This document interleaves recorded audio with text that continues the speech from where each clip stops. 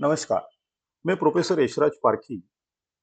जो भी students UGC net की तैयारी कर रहे हैं या फिर एमपीएससी या यूपीएससी की तैयारी कर रहे हैं, उनके लिए कॉन्स्टिट्यूशन ऑफ इंडिया ये बहुत ही इंपॉर्टेंट पार्ट है।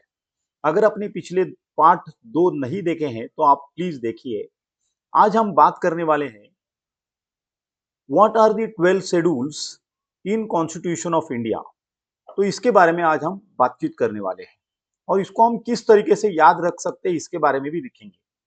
तो देयर आर 12 शेड्यूल्स कि जो हमारे कॉन्स्टिट्यूशन ऑफ इंडिया का हिस्सा है और उसको अगर हमें याद रखना है तो 12 के 12 शेड्यूल्स तो आप अच्छी तरीके से या सीरियली याद नहीं रख सकते।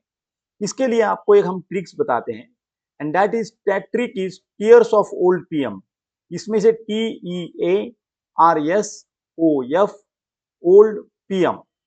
तो टी का मतलब क्या है? तो T is nothing but territory, संघ राज्य और संघ के केंद्र और राज्य। तो इसमें the list of all states union territories are covered into this schedule and they are article from 1 to 4 which defines all those territory in a specific and certain way. दूसरा जो है वो है E is nothing but emoluments of presidents, governor, supreme court judges यानी वेतन यानी तनख्वाह जो भी हम उनको रेमुनरेशन के फॉर्म में देते हैं उसके बारे में ये शेड्यूल 2 में लिखा गया है। ये जो सारे के सारे जो एम्यूलमेंट्स हैं ये कवर किए गए हैं article 59, 65, 75, 97, article 125, article 148, article 158, article 164, 186 and 221। जो तीसरा शेड्यूल है वो तीसरे शेड्यूल को बोलते हैं हम A for affirmations. Affirmation is nothing but oath and affirmations, शपथ। अभी ये जो आर्टिकल्स है वो आर्टिकल 75, 85, 99, 124, 146, 173, 188 एंड 219। अभी जो फोर्थ शेड्यूल है वो है are is nothing but Rajya Sabha. Rajya Sabha में जो भी एलोकेशंस ऑफ सीट्स होता है from the states and union territories get covered into this. इसमें से आर्टिकल 4 एंड आर्टिकल 80 इससे संबंधित है। Fifth schedule is nothing but schedule area, administration and control of schedule area and schedule tribes यानी अनुसूचित क्षेत्र के लिए ये बनाया गया शेड्यूल है जो आर्टिकल 244 के तहत ये सारी चीजों को और अच्छी तरीके से डिफाइन करता है। सिक्स शेड्यूल ओ टीयर्स ऑफ। अभी ऑफ में आते ऑ के बारे में। अदर शेड्यूल एरिया यानी अन्य अनुसूचित क्षेत्र, administration of tribal areas in the state of north east India like Assam, Meghalaya, Tripura and Mizoram. इसमें आर्टिकल 244 एंड आर्टिकल 275 इंक्लूड होता है। अभी आते हैं ऑफ में, टीयर्स ऑफ ओल्ड पीएम में से अभी एफ के ऊपर आते हैं जो 7th शेड्यूल है जिसमें हम बोलते हैं federal structure. It deals with 3 legislative list, union, state and concurrent list. इसमें 3 सूचियां के बारे में बताया गया है और आर्टिकल 246 ये इससे बारे में जुड़ा हुआ है। भारतीय संविधान की 7वीं अनुसूची में 3 सूचियां यथा संघ सूची, राज्य सूची एवं समाधिकारी वर्ती सूची है। संघ सूची में राष्ट्रीय महत्व के ऐसे विषय शामिल होते हैं जिसमें पूरे देश में एक ही नीति अपनाए जाने की जरूरत है, जैसे रक्षा, विदेश, संचार, देशीकरण एवं नागरिकता, रेलवे, डाक सेवा इत्यादि। ये जो लिस्ट है इसमें लगभग 100 विषय शामिल है। अभी हम आते हैं ऑफ में से ओल्ड पीएम में से ओ other official language is the 8th schedule कि जिसमें टोटल 22 लैंग्वेजेस अभी इसका हिस्सा बन चुके हैं and it is included into article 344 and 351।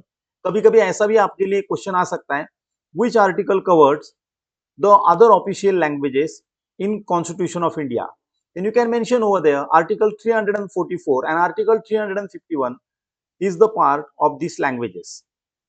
9th schedule is nothing but land reforms and abolition of zamindari system, abolition of zamindari system, abolition, माफ कीजिएगा, abolition of zamindari system. It is the first amendment of act which has been done in 1951 and added to a 9th schedule to protect the laws included in it from judicial review. 209 laws cannot challenge in court. this article we cannot challenge in court. Okay, so this is related to land reform and abolition of zamindari system. Schedule 10 is nothing but anti defection, D for defection, and a dal badal kanun, provision relating to disqualification of members on the ground of defection, added in 52 amendments act which has been done in 1985, which is known as anti defection law.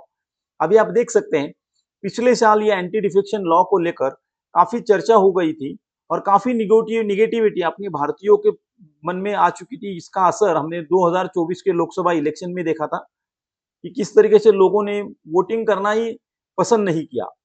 ये anti defection law के ऊपर काफी सख्त कानून लाना भी जरूरी है, इसके ऊपर हम सभी लोगों की राय भी है। अभी हम आते हैं 11th शेड्यूल के ऊपर, which is called as P is nothing but Panchayat Raj, which has been added to Constitution of India by 73rd Amendment Act in 1992. अभी हम आते हैं 12th schedule, which is related to municipalities, which has been added by the 74th Amendment Act in 1992. It is related to Nagar Palika and Mahanagar Palika. So these are the 12 schedule of the Indian Constitution. और हमने उसको tricks के साथ हमने देखा। बाद में हम देखेंगे कि इसके जो पार्ट्स है वो पार्ट्स कितने हैं, उसके बारे में हम और अच्छी तरीके से याद रखेंगे, जिसके लिए कुछ हमने ट्रिक्स भी बनाई है, वो ट्रिक्स का भी इस्तेमाल करेंगे। तो वो ट्रिक्स को हम ध्यान से अगले जो अपना वीडियो है वो अगले वीडियो में हम देखेंगे। Thank you so much. ये जो वीडियोज है, ये वीडियो जो भी नेट सेट या एमपीएससी यूपीएससी की तैयारी कर रहे हैं उन लोगों के लिए बहुत ही फायदेमंद रहेगा। अभी हम मिलते हैं अगले पार्ट 4 में कॉन्स्टिट्यूशन ऑफ इंडिया के बारे में। Thank you so much.